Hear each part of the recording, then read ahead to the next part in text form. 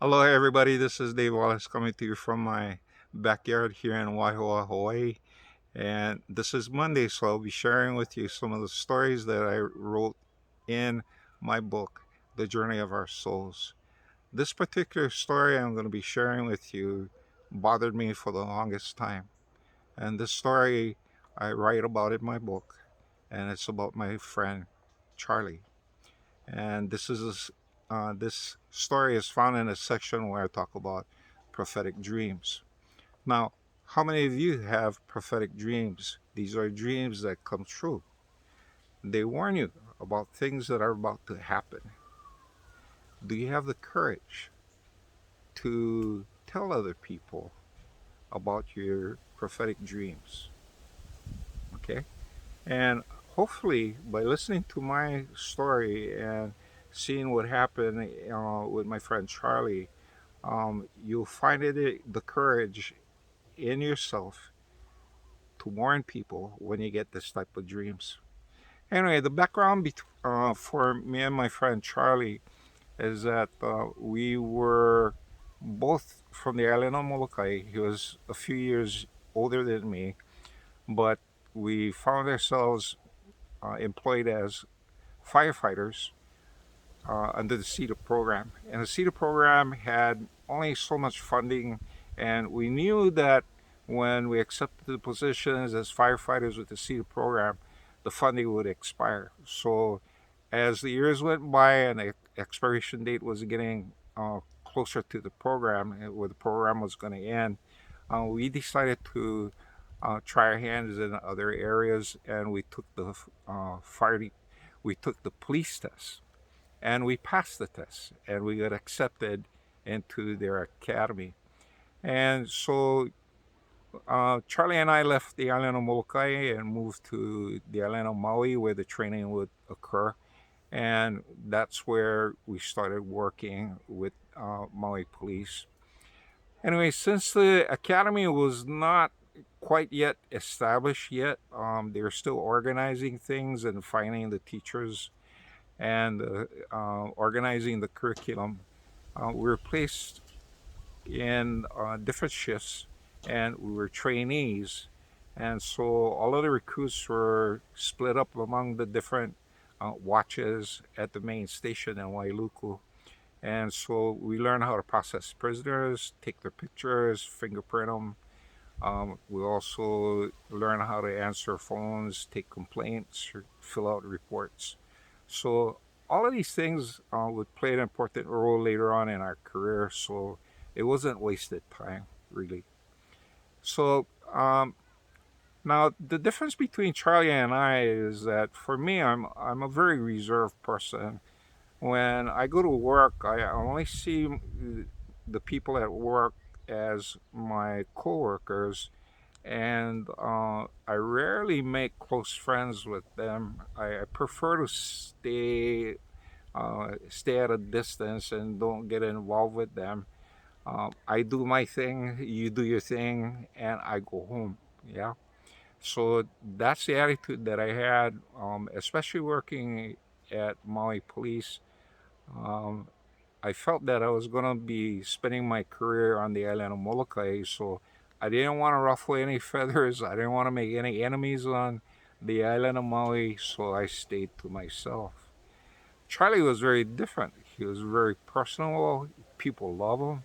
I, he, as soon as he came into, he can be a perfect stranger in a crowd, and within 5, 10 minutes, everybody calling him his friend. You know, that's the kind of person he was. Very warm, very friendly, very good guy. So it was understandable that people liked him, which was fine. You know. So um, then one day after I went home from work, um, I had a bad dream. And in this dream, it was very unusual. And the unusual part is that when I looked at myself in the dream, in a reflection, I saw myself dressed in full police officer uniform with a hat on my head, badge, full uniform, Sam Brown, with my weapon, my service revolver, and nice brown, nice shiny shoes. And I was wearing reflective glasses. So um, I found myself like that. I know, whoa, why am I dressed as a police officer? Because I'm not an officer yet. I know that in my dream that I'm not. So I'm over there kind of looking at myself and wondering, why am I dressed this way? What's happening? And I began looking around, and there's a large crowd of people gathering outside of a building. And this building looked like a large church, and it had large stairs leading up. And looking around, I find 5 other officers dressed the same way. And as I look at these other officers, I realize they're recruits just like me. And we all have our uniforms. And one of the recruits is my cousin Newton. So I walk up to him and I go like, hey, wow, we have our uniform. And he kind of like looks at me in a sad way and he says, yeah, I know, too bad. And so I'm over there wondering, why is he feeling bad about getting the uniform? Then all of a sudden I hear the voice of one of my watch commanders at the time. He's a sergeant that I was working with, and his voice is very clear. I could hear him, and he's calling us to attention. And so we all snap into attention, and he calls us and gathers us around, and he places us in columns, 2 columns. And he places me on the left column, leading the left column, and my cousin Newton leading the right column. And so he marches us up to the front of the building. We climb up the steps. We go into the building. And when we enter the building, there's people in chairs and pews, and they're dressed in black. So now I know we're at a funeral. And as we march to the front of the room, Newton and I make a right turn. And when we make a right turn, I kind of like stick my head on the side, and I notice that we're marching towards a casket. And this casket is grayish white, and the casket is closed. So Newton, being ahead of me, he marches and goes to the end of the casket, and I am standing at the place where the head should be at the casket. And both of us go into parade dress. And while we're in parade dress, the person conducting the services turns the time over to a person that's praying. And so the person begins to pray. And as I bend my head over and, closing my eyes out of respect for the prayer, all of a sudden I hear something strange. And this is what I hear.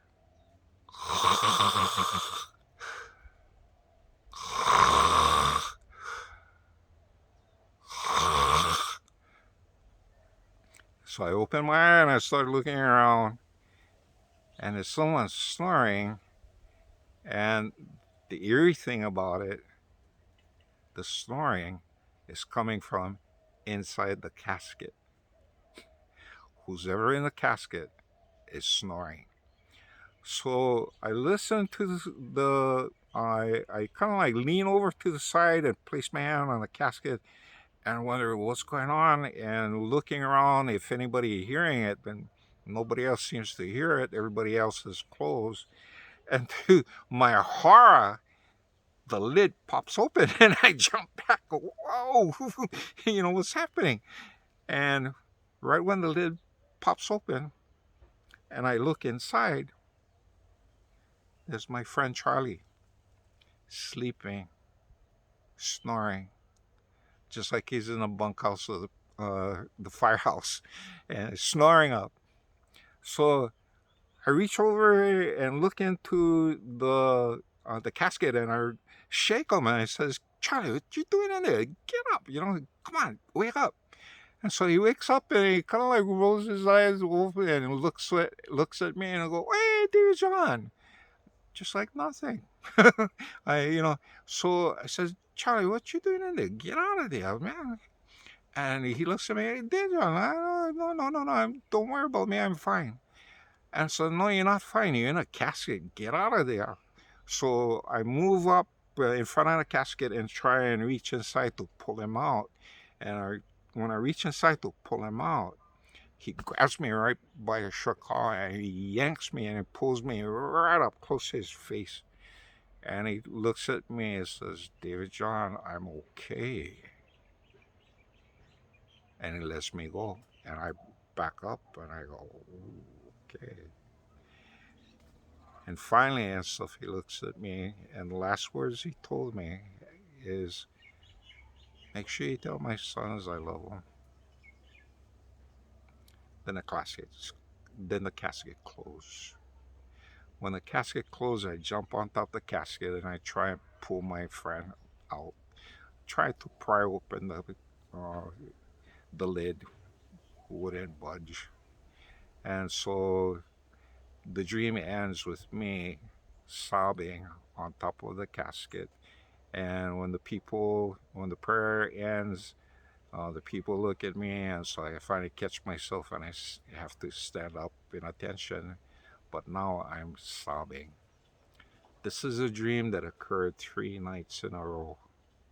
After the first night, I tried contacting my friend Charlie, who's working in a different shift, and I went purposely ahead of my start time to try and catch him before he left. But by the time I got there, he was gone.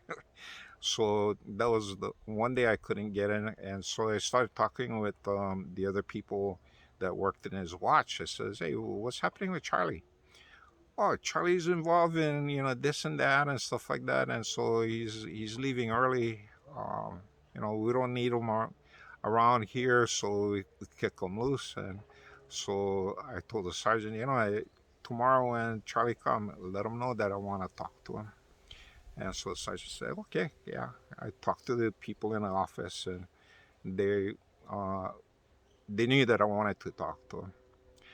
Second day comes and stuff again, same thing. I rush to the department and try to catch him before he leaves, and again he's gone. And I couldn't get in touch with him, so I left a note in his box says contact me.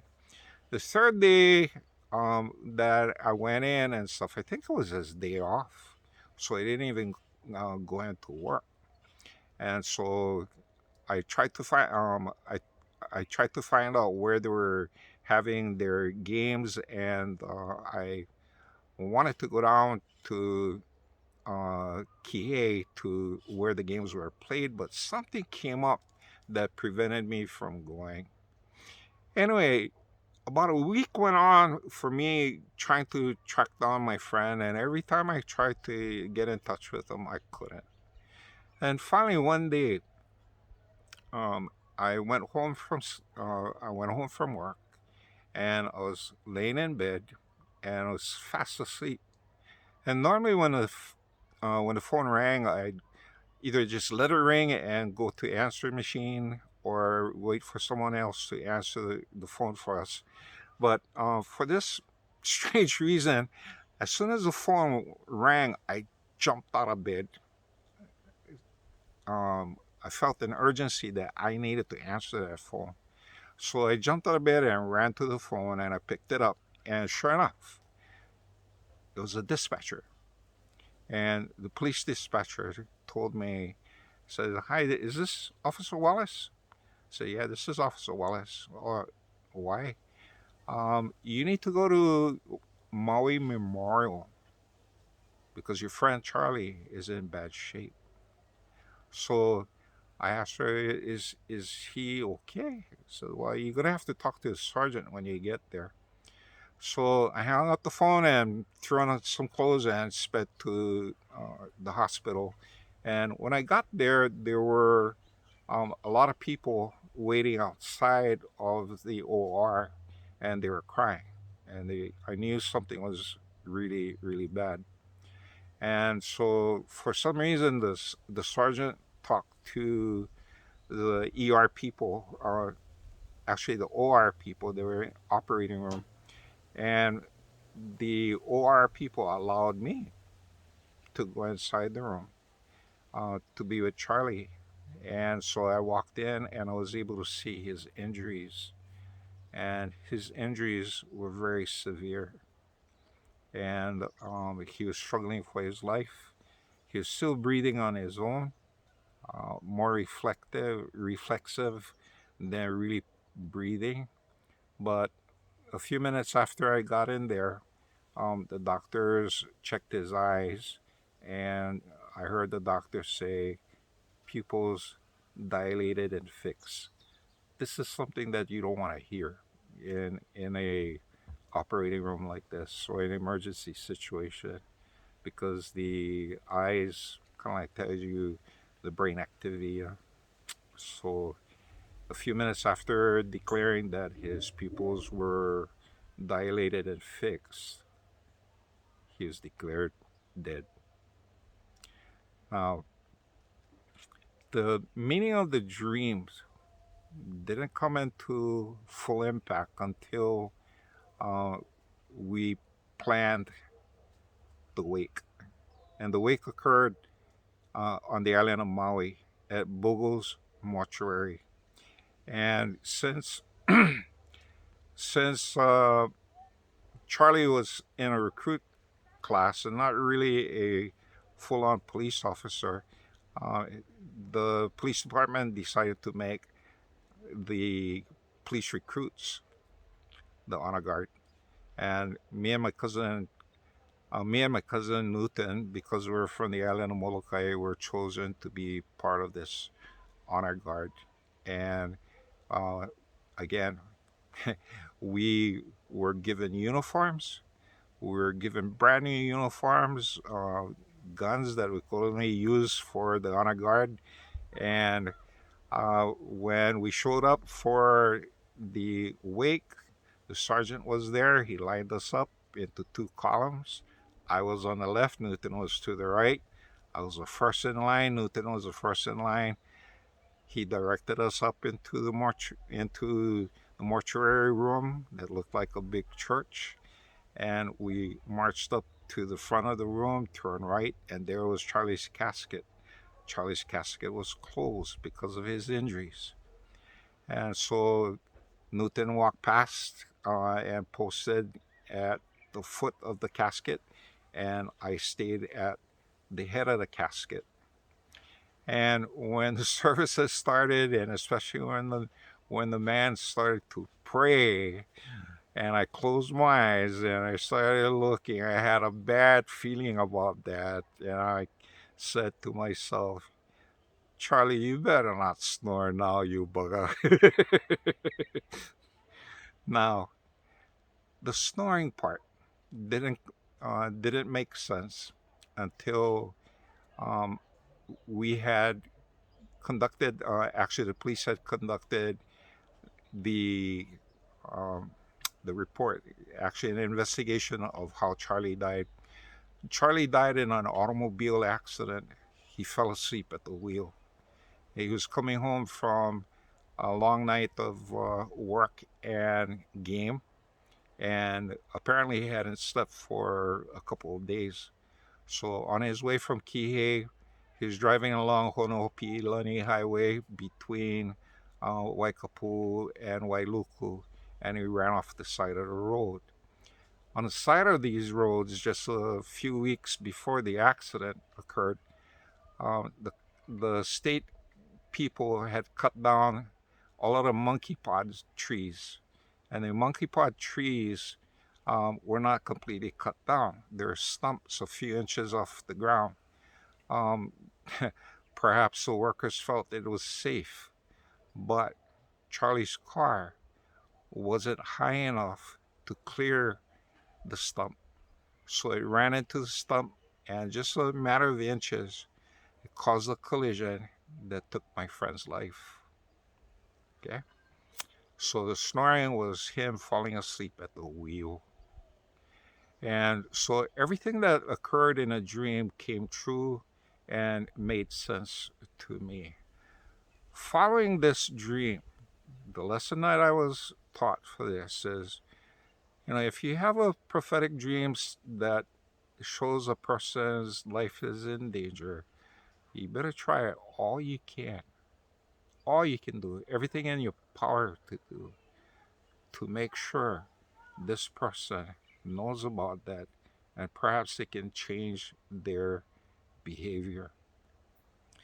I often wonder, about this. What would have happened to my friend if I went down and actually caught him at uh, the baseball, the softball tournament that he was playing? I never know that. Okay, so this is something that bothers me. Now and then. It's something that occurred a long time ago. Now, Charlie left two sons behind, and right now they're probably in their 40s. Okay, and so my aloha goes out to these two boys, and your father loved you. You know that. Okay. Anyway, thank you for listening, and if you enjoy this story, I hope you learned something from this story, and pass it on to other people who can learn also, and share and subscribe. Okay. And this is Dave Wallace saying mahalo nui loa and aloha.